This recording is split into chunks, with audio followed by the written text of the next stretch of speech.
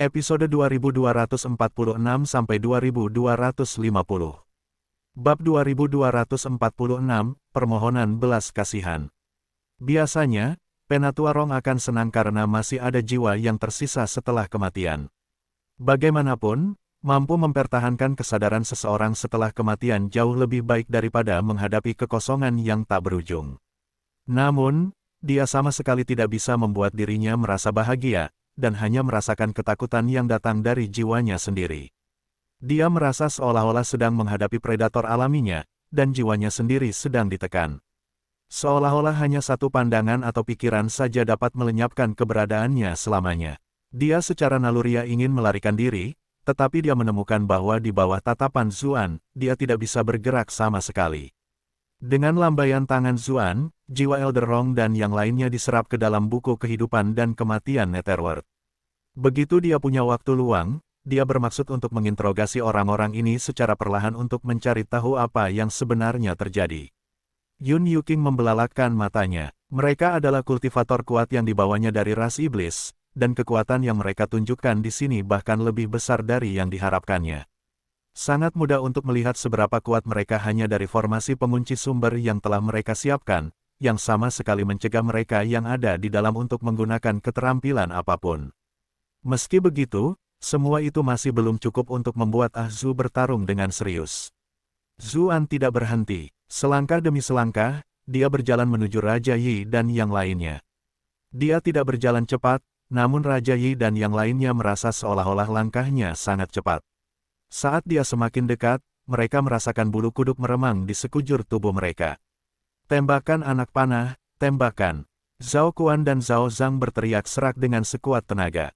Mereka telah lama menduduki jabatan di ketentaraan, dan segera menggunakan sisa tenaga mereka untuk menyelamatkan diri.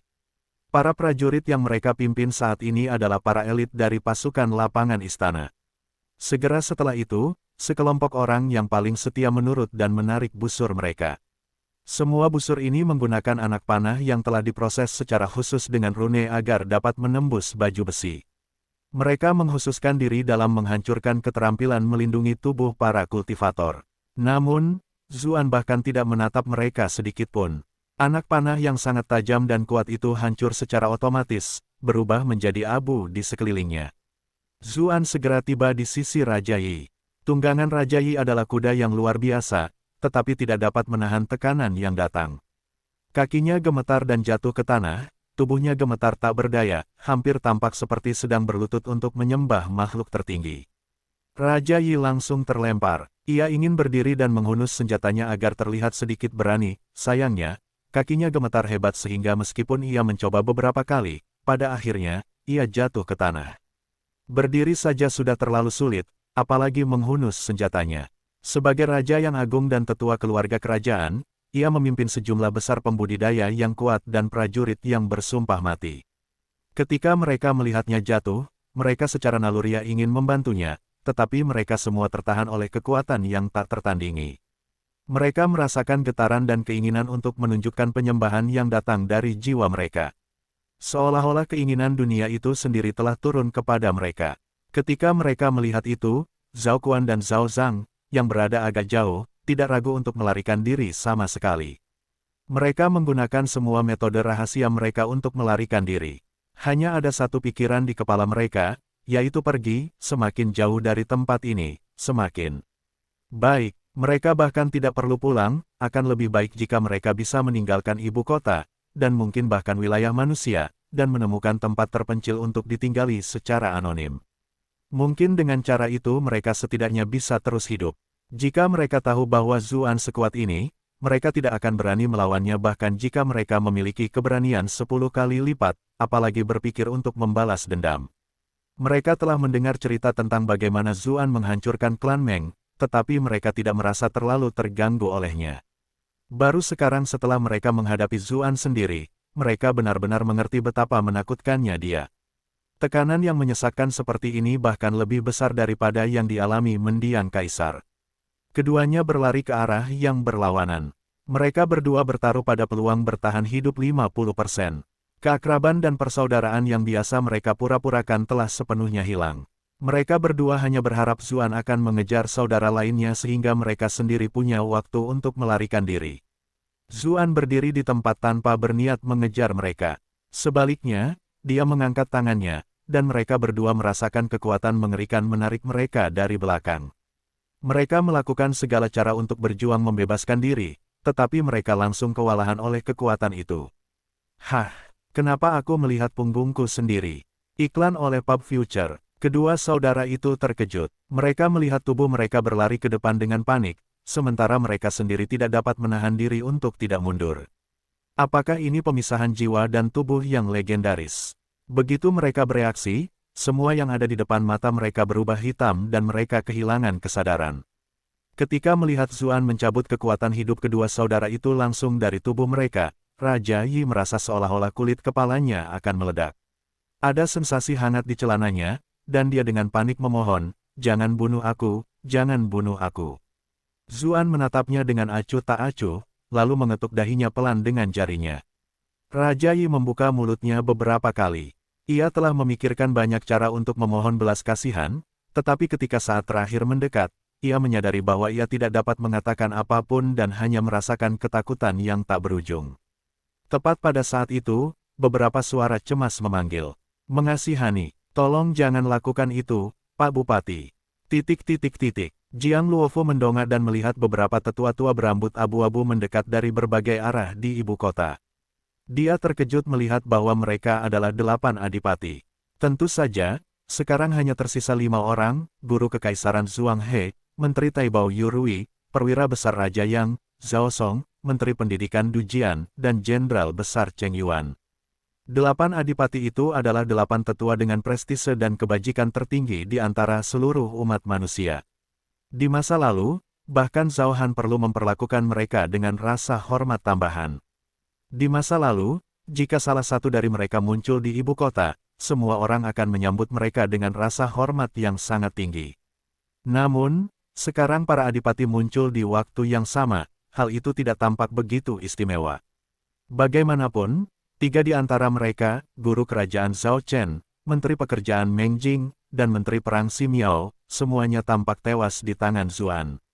Mereka yang tersisa tidak lagi menunjukkan kebanggaan yang biasa mereka miliki, dan sebaliknya memiliki senyum rendah hati dan penuh permintaan maaf. Di mata Jiang Luofu, senyum-senyum itu bahkan tampak menyampaikan niat untuk menjilat. Kelima adipati itu juga merasa sangat tertekan. Bagaimanapun, mereka semua adalah tokoh tingkat leluhur dan tidak punya banyak waktu lagi untuk hidup. Mereka biasanya berkultivasi di klan masing-masing dalam pengasingan. Kecuali jika itu masalah yang melibatkan kelangsungan hidup klan mereka, mereka tidak akan muncul. Namun, mereka terpaksa keluar 2 kali berturut-turut, dan itu karena orang yang sama di kedua waktu itu. Mereka telah berkultivasi dalam pengasingan sampai mereka tiba-tiba merasakan bahwa sesuatu yang berbeda telah terjadi di dunia yang membuat mereka sangat khawatir. Dengan alam kultivasi mereka, mereka secara alami merasakan munculnya keinginan dunia dan berpikir bahwa kesempatan mereka telah datang. Tetapi ketika mereka mendengar laporan dari klan mereka, mereka mengetahui bahwa Raja Yi dan yang lainnya telah mengepung klan Jiang, dan kebetulan itu bertepatan dengan kembalinya Zuan. Situasi segera menjadi satu di mana Zuan sendirian mengalahkan pasukan Raja Yi yang luar biasa.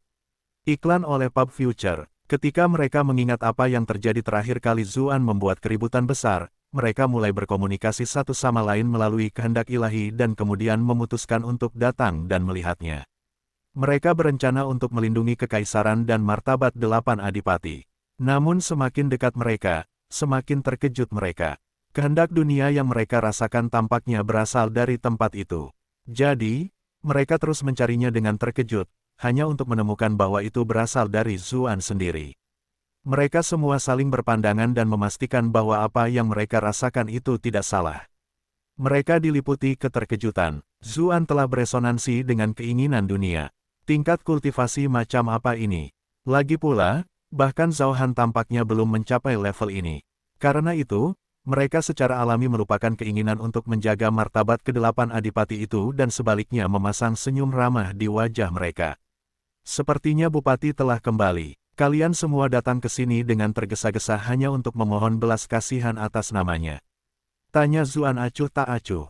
Kelima adipati itu tampak agak malu. Masih banyak orang yang menonton. Namun, kejadian yang terjadi di klan Meng mengingatkan mereka bahwa Zuan bukanlah orang yang mendengarkan ancaman, dan mereka menyadari bahwa mereka memiliki peluang yang jauh lebih baik untuk berbicara dengan lembut.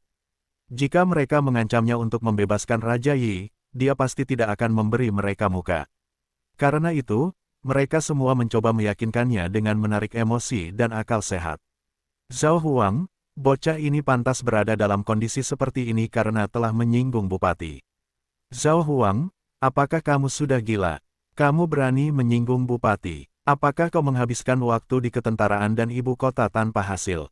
Apakah kau sedang merencanakan pemberontakan?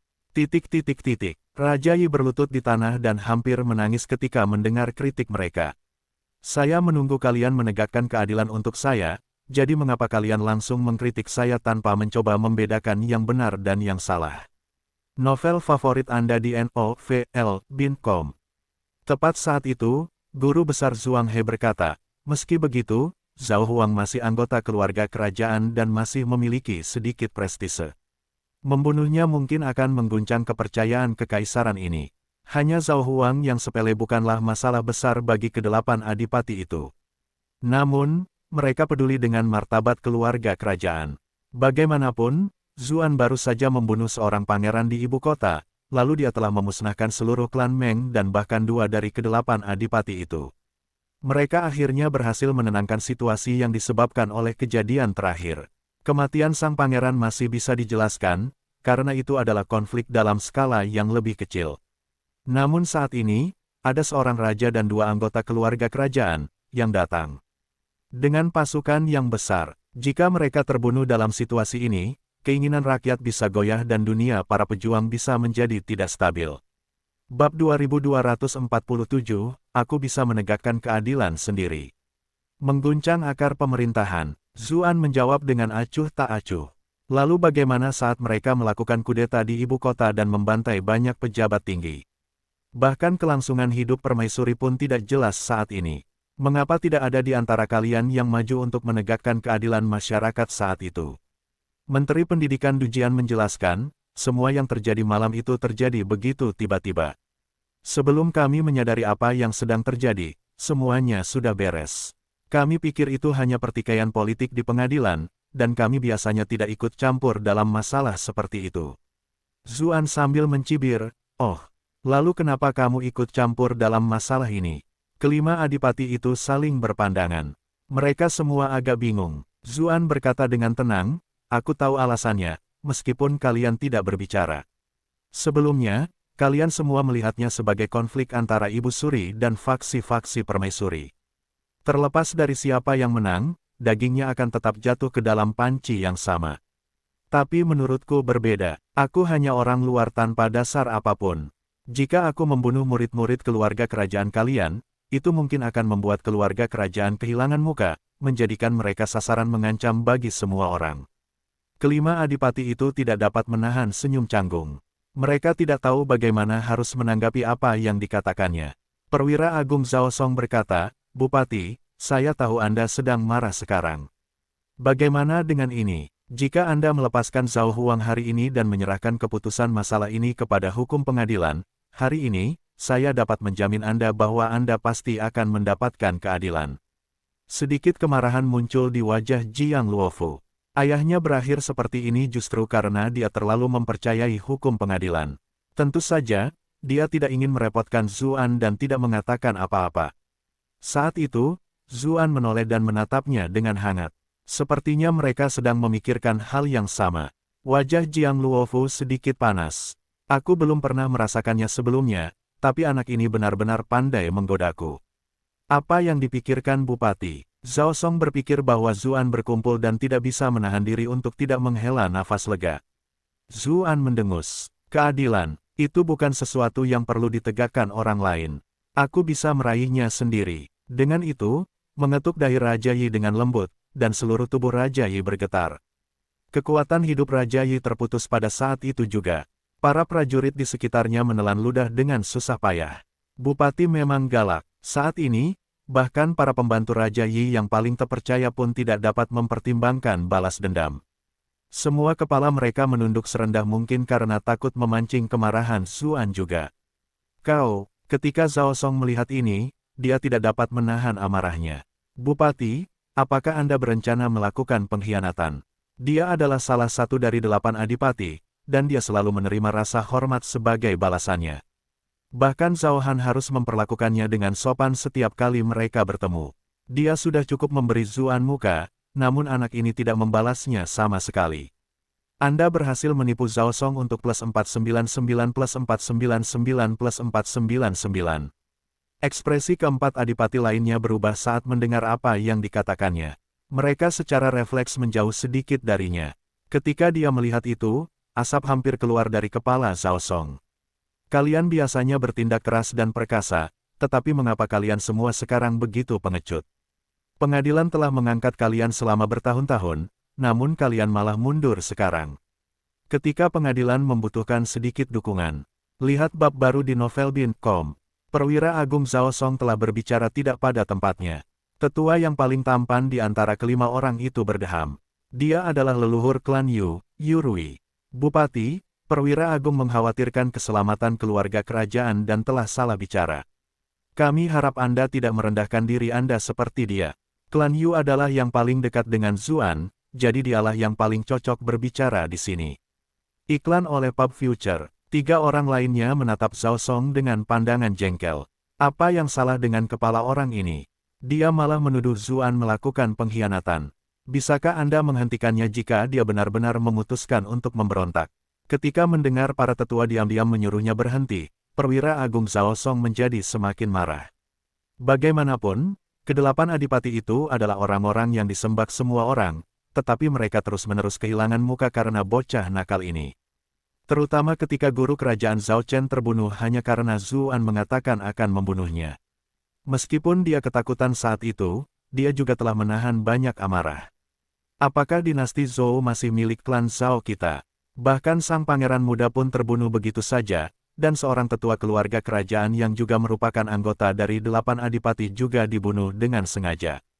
Kali ini, Zuan bahkan lebih kejam, membunuh Raja Yi, Zhao Kuan, Zhao Zhang, dan anggota keluarga kerajaan lainnya satu demi satu, tanpa ampun di depan mata banyak orang. Kata-kata persuasif mereka sama sekali tidak berpengaruh. Apakah dia menganggap kita dengan hormat? Anda telah berhasil menipu Zhao Song untuk plus 555 plus 555 plus 555. Tiba-tiba dia merasakan rasa tanggung jawab dan tugas yang kuat. Dia merasa seolah-olah, sebagai anggota keluarga kerajaan, dia harus menjadi garis pertahanan terakhir dalam melindungi dunia klan Zhao. Jika dia mundur di sini, dunia benar-benar bisa berubah. Bahkan jika kau tidak berani mengatakannya, aku akan melakukannya. Teriak Zhao Song. Zuan, kau telah membunuh terlalu banyak anggota keluarga kerajaan kali ini.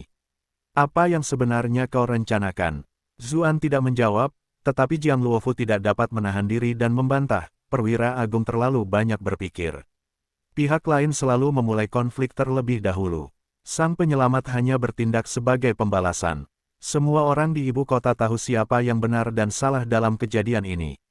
Mata perwira besar Zhao Song membelalak. Apakah menurutmu kau bisa bicara saat orang-orang seperti kami sedang berbicara? Tekanan yang mengerikan menerjang Jiang Luofu. Aku tidak bisa menghadapi Zuan, tapi menurutmu aku tidak bisa mengendalikan orang sepertimu. Meskipun Jiang Luofu sendiri cukup kuat, ke-8 adipati itu semuanya mendekati peringkat abadi bumi. Bahkan mungkin ada beberapa yang diam-diam telah menyeberang, jadi bagaimana dia bisa menahan tingkat kekuatan ini? Melihat itu, Jiang Boyang panik. Dia segera mencoba menolong, tetapi dia terluka parah dan tidak bisa mengerahkan tenaga sama sekali. Selain itu, meskipun dia tidak terluka, kultivasinya terlalu jauh dari ranah 8 adipati. Namun, saat dia hampir putus asa, dia melihat Zuan berdiri di depan putrinya. Zuan bahkan tampak tidak melakukan apapun, tetapi tekanan yang mengerikan itu menghilang tanpa jejak. Terima kasih. Jiang Luofu menatap kosong sejenak, tetapi kemudian senyum tipis muncul di wajahnya. Yun Yuking memiliki ekspresi aneh di wajahnya. Pria ini benar-benar tidak pernah menyerah untuk tampil keren di hadapan wanita. Tapi kaki wanita ini sungguh indah, dan stoking hitam itu benar-benar tak tertandingi. Iklan oleh Pub Future. Jadi Ahzu suka hal semacam ini. Kalau begitu, aku akan mencari kesempatan untuk memakainya untuknya di masa mendatang. Zuan kemudian menatap Zhao Song. Menurutku, tidak pantas bagi perwira agung untuk menyiksa junior seperti ini juga, bukan? Zhao Song mendengus. Itu salah wanita itu karena tidak tahu aturan. Aturan, Zuan tertawa. Maju ke peringkat abadi bumi berarti semua orang di dunia harus mematuhi aturanmu. Semua orang yang hadir menatap Zhao Song dengan kaget. Tidak heran dia begitu keras kepala kali ini. Jadi itu karena dia merasa kekuatannya telah meningkat setelah kultivasinya meningkat. Zhao Song tercekat. Ia sangat marah, tetapi cara Zuan merendahkan martabatnya membuatnya merasa sedikit khawatir. Ia tidak ingin melanjutkan topik ini lagi. Sebaliknya, ia bertanya, mengapa kau tidak mulai menjelaskan mengapa kau membunuh begitu banyak anggota keluarga kerajaan secara berurutan? Gadis itu mengatakan bahwa kau hanya membela diri, tetapi ku dengar kau adalah cucu kekaisaran dari dinasti sebelumnya. Itu membuat segalanya jauh lebih menarik, karena kau punya motif. Anda telah berhasil menipu Zhao Song untuk +601 +601 +601. Keempat adipati lainnya mengerutkan kening. Mereka juga telah mendengar rumor ini, tetapi mereka berpikir bahwa Zhao Song agak terlalu gegabah dalam menyatakannya secara langsung. Bagaimana jika dia benar-benar cucu kaisar dari dinasti sebelumnya? Bukankah itu akan memaksanya untuk memberontak? Cucu kaisar, Zuan terkekeh. Aku hampir lupa soal itu. Benar, ada rumor seperti itu. Aku sendiri bahkan tidak tahu apakah itu benar atau tidak. Apakah kamu mengakuinya? Zhao Song bertanya dengan dingin.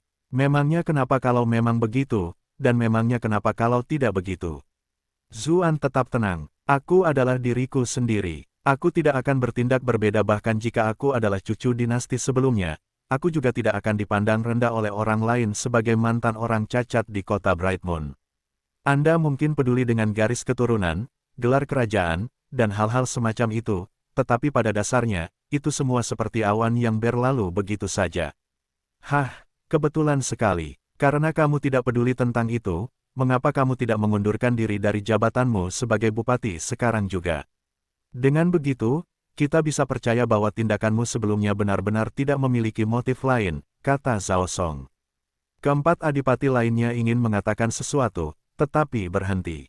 Apakah dia ingin menggunakan kesempatan ini untuk menyingkirkan masalah Zuan? Zuan memang variabel yang tidak dapat diprediksi, tetapi metode ini agak terlalu terburu-buru. Jiang Luofu dan Yun Yuqing sama-sama sangat khawatir. Jika Zuan setuju, itu akan sangat sesuai dengan tujuan pihak lain. Namun jika dia menolak, bukankah itu akan memperkuat tuduhan yang dilontarkan oleh perwira besar Zhao Song? Saran ini benar-benar kejam. Zhao Song juga merasa cukup bangga pada dirinya sendiri, merasa bahwa taktiknya terlalu hebat. Dia tidak berpikir bahwa Zuan akan setuju untuk melepaskan otoritasnya, yang berarti bahwa mereka akan memiliki dalih yang tepat untuk mencelanya sebagai sisa-sisa kejahatan dari dinasti masa lalu. Kemudian, mereka dapat menggunakan seluruh kekuatan kerajaan untuk melawannya. Emisinya mungkin tinggi, tetapi bagaimana mungkin bisa menjangkau seluruh negara? Ia tengah memikirkan berbagai rencana ketika bahunya terasa lemas. Ia terkejut saat mengetahui Zuan telah menghilang dari tempatnya semula dan muncul di sekitarnya, telapak tangan berada di bahunya. Zuan menghela napas. Seorang bangsawan bisa tertipu oleh kebenaran, itulah sebabnya para bangsawan dalam sejarah semuanya kalah dari orang-orang sepertimu. Namun, sangat menakutkan, tapi aku tidak bisa dianggap sebagai seorang bangsawan. Bulu kuduk Zhao Song berdiri tegak.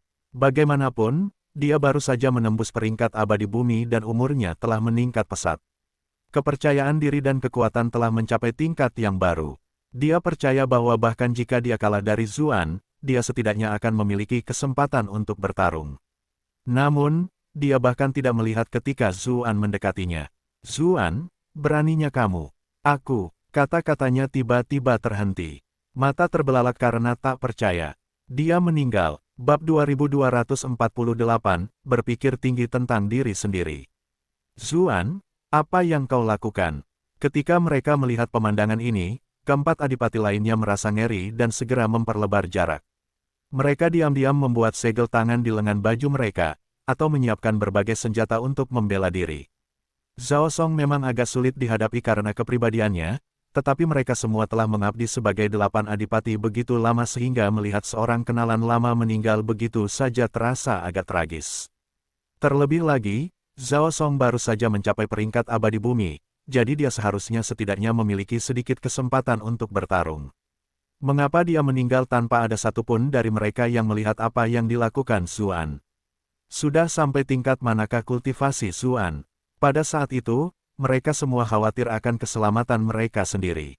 Semua orang yang hadir tercengang. Mereka bertanya-tanya bagaimana Zuan akan menangani situasi sekarang setelah Raja Yi, Zhao Kuan, Zhao Zhang, dan anggota keluarga kerajaan lainnya terbunuh. Mereka tidak menyangka bahkan satu dari 8 adipati yang mulia akan terbunuh. Yang mereka khawatirkan sekarang adalah bagaimana keempat adipati yang tersisa berencana untuk menyelesaikan situasi tersebut. Bupati tampaknya benar-benar marah kali ini. Dia tidak akan memberontak begitu saja, bukan? Jiang Luofu menatap Zuan dengan sedikit khawatir. Meskipun klan Jiang baru saja mengalami kejadian yang mengerikan dan dia benar-benar ingin membunuh mereka sendiri, dia merasa tindakan Zuan agak terlalu ekstrim. Kematian Raja Yi sudah dikatakan dan dilakukan, tetapi Zhao Song adalah salah satu dari 8 adipati yang mulia. Dia juga seorang tetua yang dihormati dari klan Zhao. Sejak Zhao Chen meninggal, seluruh keluarga kerajaan telah dipimpin oleh Zhao Song. Tampaknya akan sulit bagi segalanya untuk berakhir dengan baik sekarang. Namun, dia segera tenang. Dia akan tetap berada di sisi Zuan, apapun yang terjadi. Aku akan meyakinkan saudara-saudari di akademi untuk mendukung Zuan juga. Yun Yuking tampaknya tidak terlalu peduli. Dia berasal dari ras iblis, jadi meskipun Zuan tidak bisa tetap berada di pihak manusia, dia akan membawanya kembali ke wilayah iblis utara. Jika itu terjadi, dia bahkan bisa menyingkirkan para kekasih di pihak manusia. Dia merasa bahwa kesimpulan seperti itu tidak akan seburuk itu. Satu-satunya hal yang mengkhawatirkan adalah ras iblis tampaknya memiliki beberapa konflik internal. Zuan berkata dengan tenang, sebelumnya aku baru menyadari bahwa aku terlalu baik. Hanya karena aku pergi sedikit lebih lama dari biasanya, orang-orang ini mulai membuat masalah kemana-mana, memulai segala macam konspirasi terhadapku. Aku tidak ingin membuat kesalahan yang sama untuk kedua kalinya. Karena dia tidak puas denganku, daripada membiarkannya bersekongkol dan menimbulkan banyak masalah saat aku pergi lagi, kupikir akan lebih baik jika aku menyingkirkan ancaman tersembunyi seperti itu sekarang. Kali ini, Liu Ning dan Gao Ying mengalami hal yang sama, tetapi bagaimana dengan lain kali? Dia memiliki terlalu banyak orang yang dia sayangi. Dia belum tentu cukup beruntung untuk bisa menyelamatkan mereka semua saat itu. Ada juga hal lain yang lebih penting, yaitu bahwa monster alien masih mengincar dunia ini.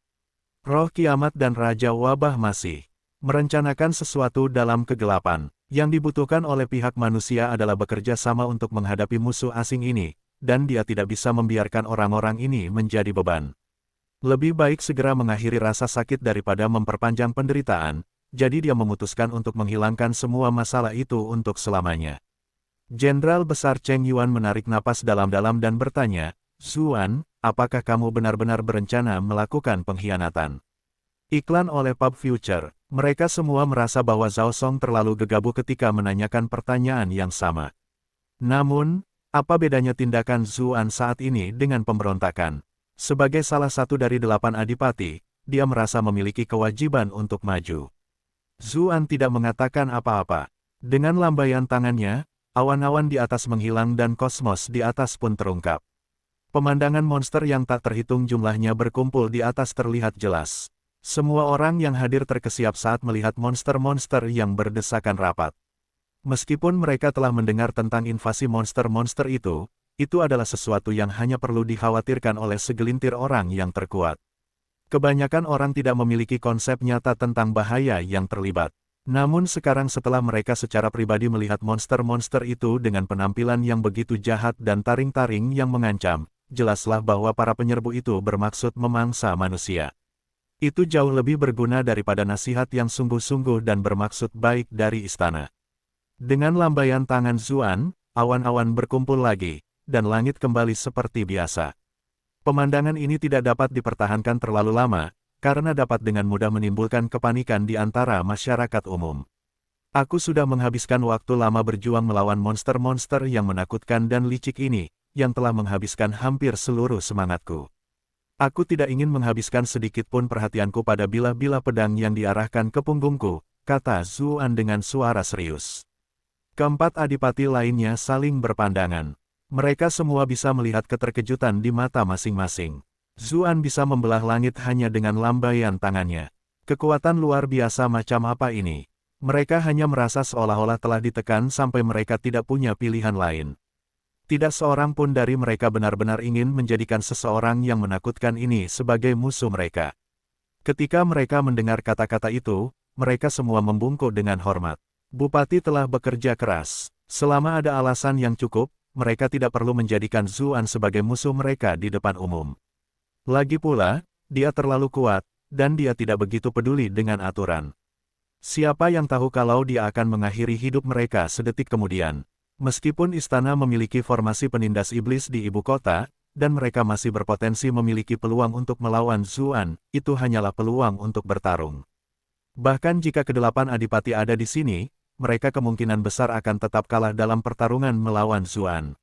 Dan sekarang hanya tersisa 4 adipati, dan Zuan adalah pembawa persembahan di akademi.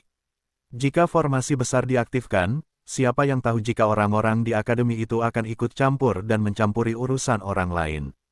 Zuan mengangguk, saya serahkan masalah ini kepada kalian semua untuk diurus. Saya akan melihat-lihat istana kekaisaran untuk melihat apa sebenarnya yang terjadi dengan tuduhan pengkhianatan terhadap Tuan Jiang. Yurui melihat yang lain melihat ke arahnya, dan hanya bisa menguatkan diri untuk berkata, itu tetaplah istana kekaisaran, jadi kuharap Bupati tidak bertindak terlalu impulsif.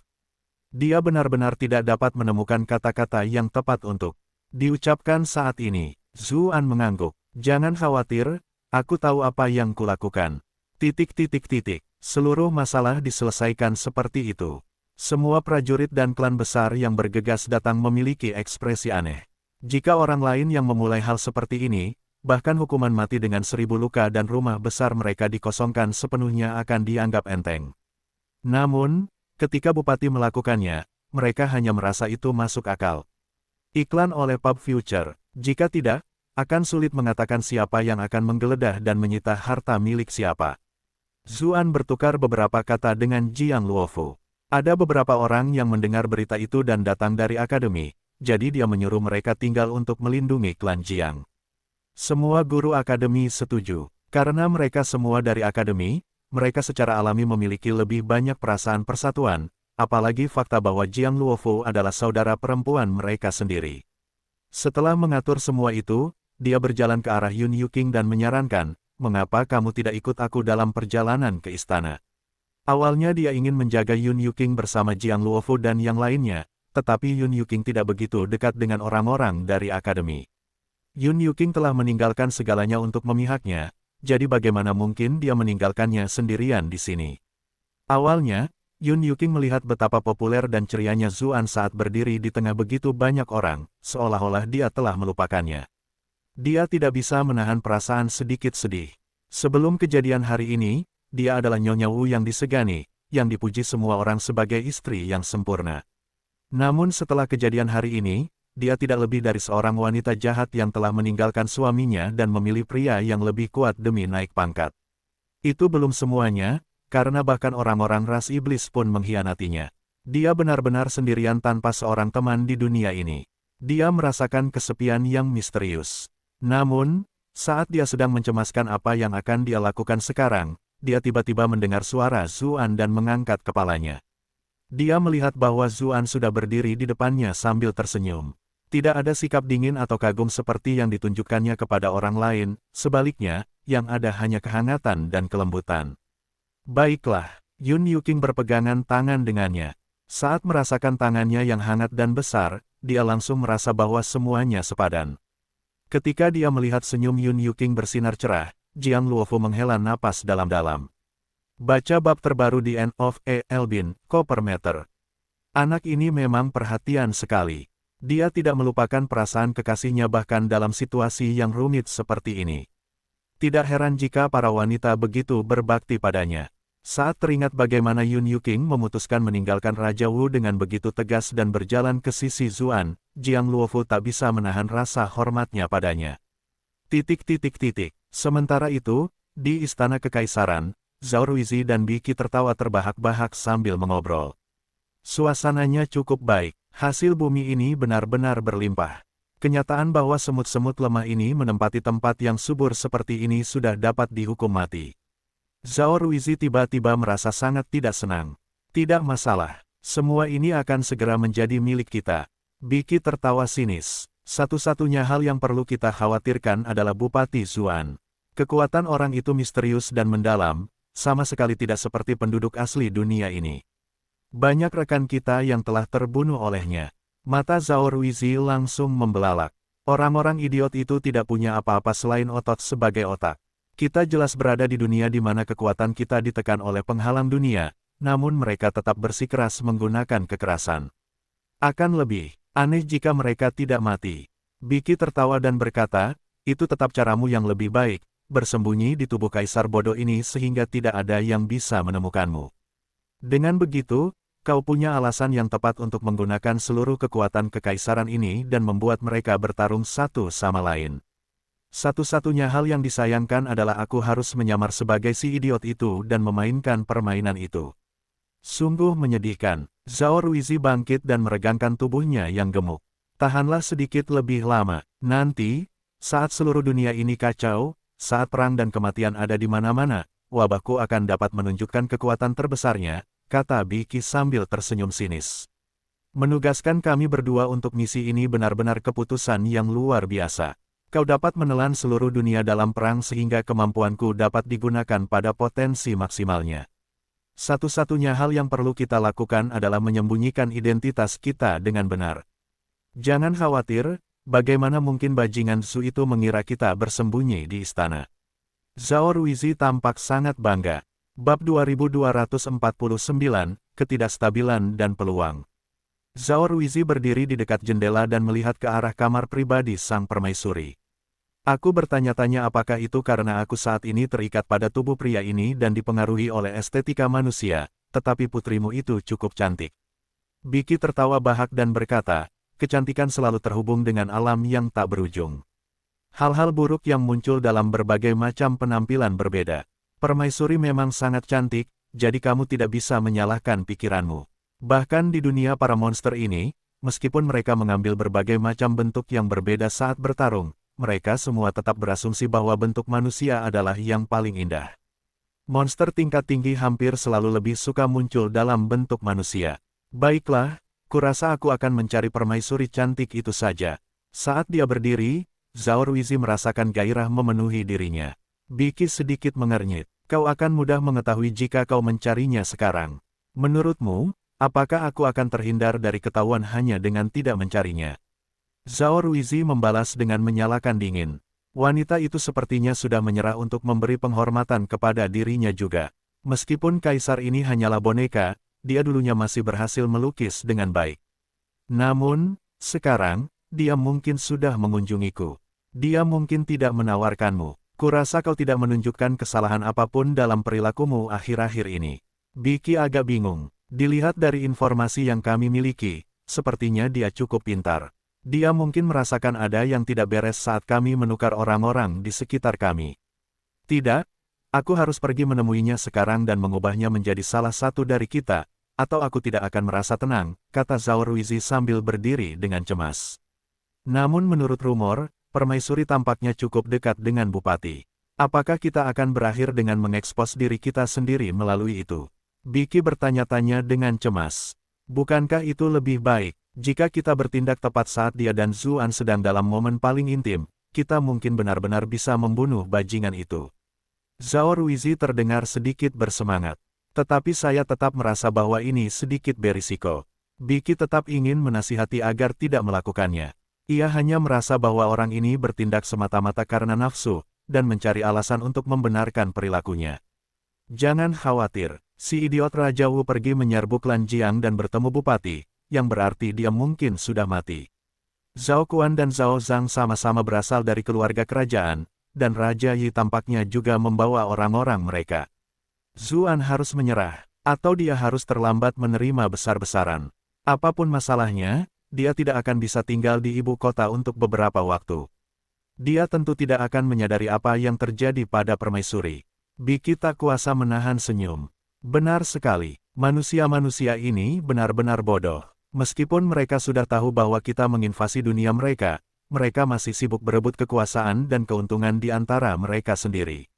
Mereka semua merasa bahwa merekalah yang paling cerdas dan bahwa mereka dapat menghadapi kita begitu mereka menyingkirkan semua orang, namun mereka tidak tahu bahwa mereka hanyalah bidak catur bagi kita.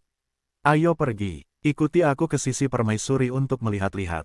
Dia tampaknya telah meningkatkan keamanan di sekitar istananya. Dengan kamu berbicara sebagai ayahnya, akan lebih mudah untuk mendekatinya, kata Zhao Ruixi. Baiklah, setelah mempertimbangkan untung ruginya, meskipun Biki merasa ada risiko, potensi manfaatnya juga tampak cukup besar. Jika mereka menjadikan permaisuri sebagai milik mereka, apapun yang mereka lakukan, mereka tidak perlu terlalu khawatir lagi.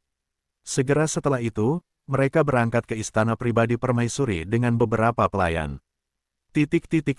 Iklan oleh Pub Future. Sementara itu, di istana perdamaian, Rongmo sedang menyisir rambut Bilinglong. Rambut yang mulia seperti satin, sangat indah dan mengagumkan. Dia terus mengoceh tanpa henti untuk waktu yang lama, tetapi dia melihat bahwa Bilinglong tidak menjawab sama sekali dan hanya menatap kosong. Dia bertanya, "Yang mulia, mengapa saya merasa seolah-olah Anda telah banyak berpikir?" Setelah ragu-ragu sejenak, Bilinglong tidak dapat menahan diri untuk bertanya, "Momo, apakah kamu tidak merasa kalau Yang Mulia menjadi agak aneh akhir-akhir ini?" "Aneh? Sama sekali tidak." Dia masih terlihat bodoh seperti biasanya.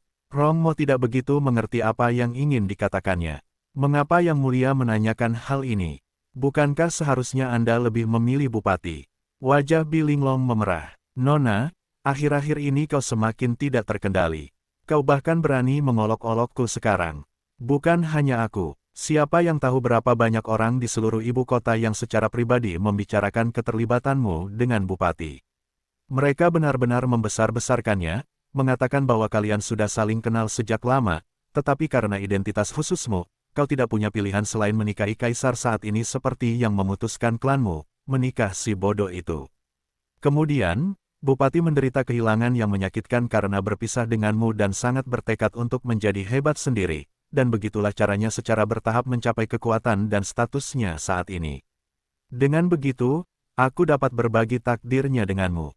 Bilinglong tercengang. Siapa yang mengarang semua ini? Dia harus mengakui bahwa dia pun sedikit terpesona dengan cerita ini. Betapa hebatnya jika Ahzu benar-benar datang ke ibu kota karena dia. "Saya tidak tahu, tapi itulah yang dikatakan semua orang." "Oh, ada juga beberapa versi lain yang bahkan lebih menggelikan. Apakah Yang Mulia ingin mendengarkan?" Rongmo tersenyum lebar. Bilinglong sedikit tergoda, tetapi dia segera menenangkan pikirannya. "Lupakan saja, kita punya hal yang lebih penting untuk dikhawatirkan. Apakah kamu sudah menemukan orang yang aku suruh kamu cari?" "Ya, mereka seharusnya segera tiba di sini." Rongmo melirik keluar. Tak lama kemudian, orang-orang dari istana mengirim pesan tentang seorang pelayan yang ingin bertemu. Bilinglong dan Rongmo saling berpandangan. Rongmo tahu apa maksudnya dan segera mengantar pelayan itu masuk. Dibandingkan dengan Rongmo yang mungil dan lembut, pembantu ini memiliki tubuh yang tinggi namun ramping. Kakinya yang panjang sangat menarik perhatian. "Utusan, Bordir Zhang Zitong memberi hormat kepada Yang Mulia Permaisuri." Ketika yang lain pergi, pelayan itu membungkuk hormat kepada Bilinglong. "Tenang saja." Bilinglong dengan hati-hati mengamati pembantu di depannya. "Ini sungguh cantik, kakinya panjang sekali, aku bertanya-tanya apakah Ahzu tergoda." Zhang Zitong sedikit merilekskan tubuhnya. Dia penasaran mengapa permaisuri memanggilnya ke sini, dan bahkan memerintahkannya untuk berpakaian seperti ini. "Bisakah aku mempercayaimu?" Bilinglong tiba-tiba bertanya. "Ads by Pub Future, subjek ini setia dan benar kepada Yang Mulia. Saya akan segera melakukan yang terbaik untuk menyelesaikan perintah apapun yang Anda berikan kepada saya." Zhang Zitong bingung, tetapi dia segera memberikan jawaban yang paling tepat. "Saya tidak ingin mendengar kata-kata yang sudah ditentukan itu." Bilinglong menggelengkan kepalanya. Setelah berpikir sebentar, dia berkata, "Biar saya bertanya dengan cara yang berbeda. Jika perintah Yang Mulia dan Panglima tertinggi berbenturan, siapa yang akan Anda dengarkan?" Zhang Zitong terkejut. Ini pertanyaan yang bisa membuatku terbunuh. Dalam situasi normal, jika permaisuri menanyakan pertanyaan semacam ini, tentu saja ia harus menjawab untuk mendukung keagungannya. Namun, entah mengapa, ketika ia mengingat sosok pria jangkung itu, ia tidak ingin berbohong. Saya akan mendengarkan perintah Panglima Tertinggi. Panglima Tertinggi juga setia kepada keagungannya. Bilinglong tidak bisa menahan senyum. Lihatlah wanita ini menjadi pintar sekali. Tapi aku sudah menerima jawaban yang ingin kudengar. Zhang Zitong sedikit gugup. Dia tidak tahu apa maksud Bilinglong. Bilinglong menyingkirkan senyumnya dan tiba di sampingnya. Dia berkata melalui transmisi suara, alasan aku mencarimu adalah karena tidak sulit untuk memanggil wanita sepertimu. Jauh lebih sulit untuk meminta seseorang seperti Xiao Jianren datang ke sini. Hubungi Xiao Jianren dan temukan beberapa utusan yang dapat dipercaya untuk diam-diam mengawasi Yang Mulia. Bab yang diperbarui di novelbin.com. Monitor, Yang Mulia, Zhang Zitong merasa ngeri. Pada saat itu, dia memikirkan kemungkinan yang tak terhitung jumlahnya. Bilinglong menatapnya dengan dingin. Jangan bilang kalau perubahan yang terjadi di istana sama sekali tidak diketahui oleh utusan bordir. Kalau memang begitu, permaisuri ini akan benar-benar kecewa dengan kemampuanmu. Kelihatannya agak aneh. Yang Mulia telah mengubah banyak orang baru-baru ini. Zhang Zitong juga menjadi serius. Saya menduga Yang Mulia mungkin bukan lagi Yang Mulia, kata Bilinglong dengan tenang. Zhang Zitong merasa seolah-olah guntur menyambar pendengarannya. Apa, saya tidak punya bukti apapun, dan ini hanya dugaan, jadi saya butuh bantuanmu untuk menyelidikinya. Kamu harus berhati-hati, dan jangan percaya apapun yang dikatakan pihak lain, Bilinglong memperingatkan dengan serius. Baiklah, Zhang Zitong akhirnya mengerti mengapa permaisuri ditemukan dengan cara yang sangat rahasia. Kemudian, Bilinglong mendiskusikan beberapa detail lebih lanjut dengan Zhang Zitong. Di tempat lain di istana, seorang pelayan dengan tubuh yang memukau bergerak cepat. Dia selalu menghindari bisa prajurit yang berpatroli. Dia melesat di sekitar istana seolah-olah dia tahu seperti punggung tangannya. Jika Zheng dan Sang Qin ada di sini, mereka berdua pasti sangat terkejut, karena wanita ini sebenarnya adalah permaisuri yang hilang. Saat Liu Ning menghindari para penjaga, dia menatap istana perdamaian dengan penuh kebencian. Gara-gara wanita itu dan klan Bi di belakangnya, klan Liu hancur total. Dia akan membayar hutang darah ini hari ini.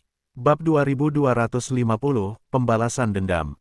Peristiwa yang terjadi malam itu masih segar dalam ingatan Liu Ning. Tidak ada satu pun anggota klan Liu yang masih hidup. Bahkan beberapa pejabat yang relatif dekat dengan klan Liu telah disingkirkan. Untungnya, dia tahu tentang hubungan wanita-wanita klan Sang dengan Zuan dan menang dalam pertaruhannya. Keduanya berhasil menyelamatkannya. Sang Qin cukup pintar. Dia berhasil menganalisis peristiwa di pengadilan dengan cukup jelas. Zheng dan juga cukup tangguh. Dia benar-benar berhasil membangun pasukan bawah tanah yang begitu besar dan kuat di tempat seperti ibu kota. Kalau tidak mungkin aku bisa lolos dari kejaran para prajurit itu. Setelah bergaul dengan kedua wanita itu, dia tidak dapat menahan diri untuk tidak mendesah keheranan lagi.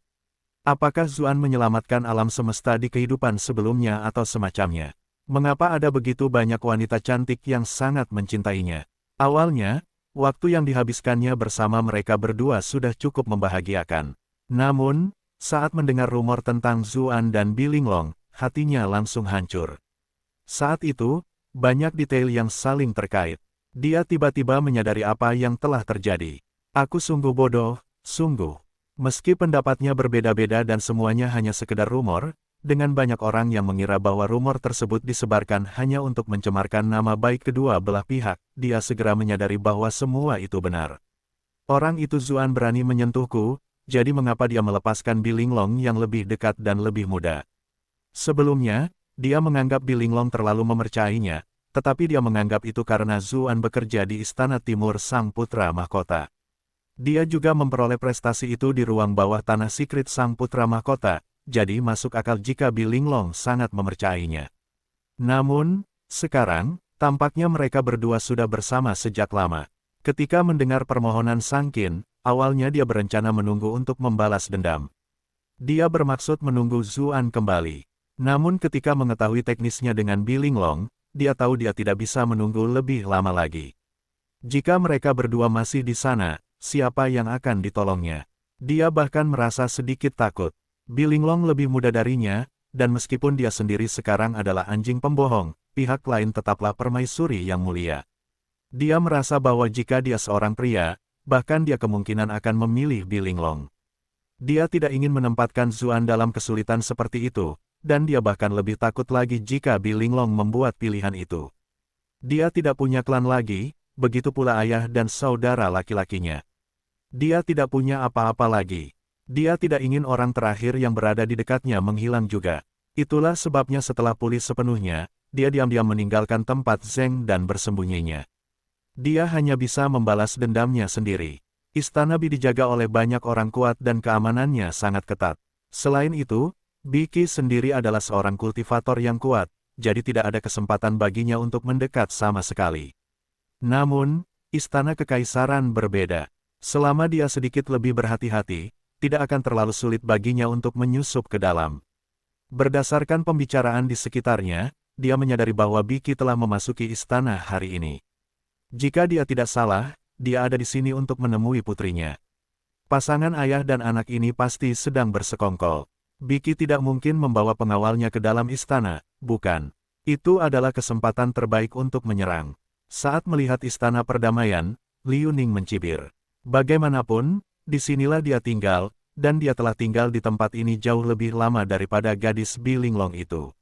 Iklan oleh Pub Future. Awalnya, dia tidak ingin menyerahkan istana, tetapi dia tidak bisa menahan nasihat para pejabat, dengan mengatakan bahwa tidak. Melakukannya adalah melanggar aturan, menentang keinginan para leluhur. Dia telah diganggu tanpa henti, dan akhirnya pindah dari tempat ini. Namun tak lama kemudian, semua hal itu telah terjadi. Dia tahu tentang jalan rahasia di Istana Perdamaian, tetapi karena penyerahannya tidak begitu menyenangkan, dia tidak memberitahu Bilinglong tentang hal itu. Syukurlah aku tidak memberitahunya. Ini sempurna untuk mengirim pasangan ayah dan anak ini ke alam baka. Dia diam-diam pindah ke istana yang lebih terpencil dan mengubah beberapa batu di taman batu yang agak biasa-biasa saja dengan cara yang istimewa. Sebuah formasi segera menampakkan dirinya. Dia mengeluarkan kenang-kenangan pribadinya dan meletakkannya di mata formasi tersebut. Dengan kedipan cahaya samar, formasi itu terbelah ke kedua sisi saat sebuah pintu terbuka. Liu Ning melihat sekeliling dengan hati-hati, memastikan tidak ada yang memperhatikannya. Kemudian, dia memasuki jalan setapak. Dia telah menyiapkan beberapa barang di dalamnya, jika seseorang lewat, pasti akan meninggalkan jejak. Diam-diam dia memeriksa tanda-tanda itu dan melihat tidak ada yang aneh, yang membuatnya bisa bernapas lega. Sementara itu, setelah Bilinglong memberikan instruksi hati-hati kepada Zhang Zitong dan hendak menyuruhnya pergi, sebuah suara tiba-tiba memanggil, Yang Mulia telah tiba. Ikuti kisah terbaru di novelb.com. Ekspresi wajah Bilinglong berubah. Dia segera berkata kepada Rongmo, pergi dan hentikan dia. Katakan padanya bahwa aku sedang tidak enak badan hari ini dan tidak pantas bagiku untuk bertemu dengannya. Baiklah, Rongmo adalah ajudan pribadi Bilinglong, dan tahu bahwa dia hanya mencintai Bupati. Mengapa dia harus bertemu dengan kaisar bodoh itu? Zhang Zitong menyaksikan semua ini dengan kaget. Permaisuri dan Yang Mulia hanya bersatu di penampilan, tetapi terpisah di hati. Tampaknya rumor tentang hubungannya dengan Bupati kemungkinan besar benar. Kamu harus bersikap seperti pembantu untuk saat ini, jadi tidak akan terlihat aneh jika kita akhirnya bertemu mereka. Bilinglong duduk di depan mejanya dan mulai memilah-milah kenangan di atasnya. Namun, entah mengapa dia merasa sedikit cemas. Di luar Istana Perdamaian, Zhao Ruizi dan Biki keduanya dihentikan di luar. Berani sekali kau bahkan berani menghentikan Yang Mulia, teriak Zhao Si. Ia adalah putra Raja Yi. Di masa lalu, karena latar belakang keluarganya, ia dipilih menjadi perwira tinggi pengawal. Ia dan saudaranya lah yang menggunakan fitnah itu terhadap Zuan untuk membujuk Zhao Ruizi agar menyetujui dekret kekaisaran. Setelah kejadian itu, Raja Yi dan saudara-saudara lainnya telah menerima hadiah yang luar biasa, dan segera menjadi jauh lebih berpengaruh. Karena kejadian itu, Zhao Ruizi sangat mempercayainya, merasa bahwa Zhao Si adalah salah satu dari sedikit orang berbakat yang dapat membantunya menangkal kejahatan besar yang dilakukan oleh Bupati. Itulah sebabnya Zhao Si dipromosikan dan ditempatkan di sisi kaisar untuk melayaninya. Zhao Si tentu saja sangat senang. Dibandingkan dengan urusan pemerintahan yang memberatkan, sekarang ia hanya perlu memanjakan kaisar bodoh ini. Lebih jauh lagi, wewenang yang ia miliki di sisi kaisar tidak dapat dibandingkan dengan melayani sebagai pejabat di tempat lain. Itulah sebabnya dia langsung melompat keluar saat melihat ada penjaga di istana kaisar yang menghentikannya. Bakatnya tidak begitu hebat, tetapi dia telah menerima banyak sumber daya yang membuatnya memiliki kultivasi yang biasa-biasa saja saat ini. Jika dia tidak menunjukkan kesetiaannya di sini, apa gunanya lagi? Para pengawal permaisuri, Jiao Sigun dan Puduan Diao, juga berkeringat dingin. Kami mohon maaf kepada Yang Mulia. Yang Mulia memberi perintah tegas untuk tidak menemui siapapun hari ini. Jika kami membiarkan siapapun masuk, hanya kematian yang menunggu kami. Dasar bajingan, apakah Yang Mulia sama dengan orang lain? Zhao Xi mengumpat, kalian semua takut pada permaisuri, tetapi kalian tidak takut pada Yang Mulia. Pejabat rendahan ini tidak akan berani. Jiao Sigun dan Puduan Diao terus membungkuk, memegang tangan mereka di depan mereka. Mereka sangat khawatir. Iklan oleh Pub Future, kami hanya dua penjaga hina, bagaimana mungkin kami berani berbuat hal seperti itu? Yang Mulia telah bersembunyi di istana sejak pagi ini dan tidak mengizinkan siapapun masuk. Apakah dia bertemu dengan orang lain? Zhao Xi berkomentar sambil mencibir. Jiao Sigun dan yang lainnya terkejut. Siapa di istana yang tidak tahu tentang skandal yang melibatkan permaisuri dan bupati? Tuduhan ini benar-benar kejam. Tepat saat itu, sebuah suara yang cerdas membalas, Yang Mulia sedang merasa tidak enak badan sekarang, namun Anda malah membuat tuduhan palsu terhadapnya. Itu adalah kejahatan yang dapat dihukum mati. Rong Mo berlari dengan marah dan menatap Zhao Xi. Orang ini sungguh berniat jahat. Zhao Xi juga sangat marah. Gadis kecil ini benar-benar berani berteriak dan bertengkar denganku. Dia hendak mengatakan sesuatu ketika sekelompok tentara bergegas mendekat. Nona Rong, apa yang terjadi di sini? Kelompok itu adalah pasukan pengawal bersenjata yang dipimpin oleh Wang Bolin dan Zhang Zijiang. Setelah kudeta yang terjadi malam itu, jika bukan karena fakta bahwa mereka melindungi permaisuri, mereka mungkin sudah dipaksa untuk melepaskan baju besi mereka dan kembali ke ladang mereka. Kemudian, beberapa tuduhan imajiner acak akan menempatkan mereka di penjara. Karena itu, mereka tahu mereka tidak punya jalan keluar. Mereka harus mengikuti Bupati dan Ratu sampai akhir. Ratu telah mengatur agar divisi pengawal bersenjata tetap berada di dekatnya, seolah-olah dia sedang berjaga-jaga terhadap sesuatu. Ketika mereka merasakan bahwa sesuatu yang aneh telah terjadi, mereka segera bergegas mendekat. Setelah melihat bahwa itu adalah kelompok kaisar, mereka segera membungkuk dengan hormat. Ketika melihat sekelompok orang ini, Zhao Xi menjadi semakin marah. Apa? Kalian semua di sini untuk membantu permaisuri menghalangi Yang Mulia juga. Kami tidak berani. Wang Bolin dan Zhang Zijiang mulai merasa sangat pusing. Mereka berdua merasakan kecanggungan Jiao Sigun dan Puduan Diao. Cukup, Biki menghentikan Zhao Xi yang semakin memperparah keadaan. Ia menatap Rong Mo dan berkata, Little Mo, Yang Mulia dan saya memiliki masalah penting yang perlu kami bicarakan dengan Linglong. Tolong sampaikan pesan ini. Ketika dia melihat pemimpin klan berbicara, yang paling dia takuti, Rong Mo merasakan tekanan yang sangat besar. Sementara dia bingung harus berbuat apa, permaisuri memanggil dari dalam, kamu bisa membiarkan mereka masuk. Sementara itu, Liu Ning bergerak hati-hati di bawah tanah. Istana kekaisaran penuh dengan kultivator kuat dan formasi peringatan. Kesalahan sekecil apapun akan dengan mudah membuatnya terbongkar. Akhirnya, dia tiba di istana perdamaian. Di ujung lorong ada lemari pakaian. Dia samar-samar bisa mendengar bahwa Bilinglong sedang berbicara dengan seorang wanita. Dia hendak membuka lemari pakaian dan mengakhiri hidup sang permaisuri ketika suara melengking seorang kasim berseru, Yang Mulia telah tiba. Dia mengerutkan kening, berencana untuk menunggu terlebih dahulu.